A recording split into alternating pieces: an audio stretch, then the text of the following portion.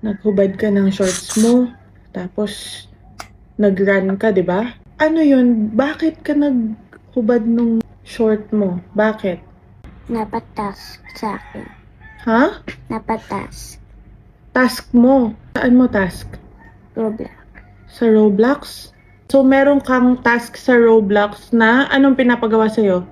Naghubad tsaka nagtatalon. Huhubad ka tapos tatalon ka. Sino yung nagpa-task sa'yo? Sino? Si James. Sino si James? James. Ano nakalagay? James 489. James 489. Tapos kapag nagawa mo yung task na maghuhubad ka tapos tatalon ka, ano mangyayari? Trophy tsaka next stage.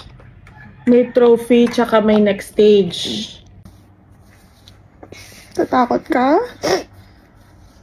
Tatakot ikaw? Buti yun pa lang yung pinapagawa sa'yo, anak. Ha? Huwag ka na matakot, ha? Basta, i-delete na natin yung Roblox, ha? Okay? Okay.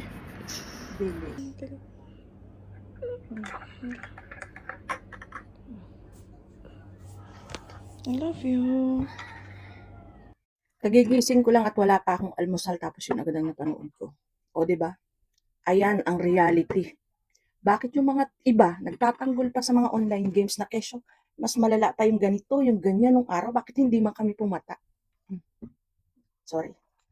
Carried away ako. Ba't hindi man namin ginawa yung ginagawa yung mga nakikita namin? Ganito kasi yun.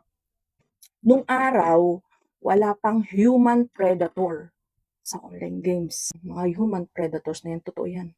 Mismong ako, na-experience ko. I mean, nakita ko, kachat ng anak ko.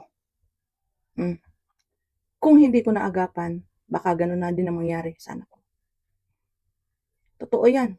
Ako mismo ang nakabasa sa human predators na ang galing nila manlaso ng isip, na feeling nila kaibigan na talaga nila yung anak ko, na feeling nila pag napapagalitan ko yung anak ko doon nagsusumbong, feeling nila sila yung tagapagtanggol, sila yung kakampi, ganyan sila manlasa ng utak. Nabasa ko mismo. Yung human predator, yun yung naglalason sa utak ng mga bata ngayon. Marami ang nagsasabi na ang kabataan ngayon at kabataan noon ay ang laki ng pagkakaiba.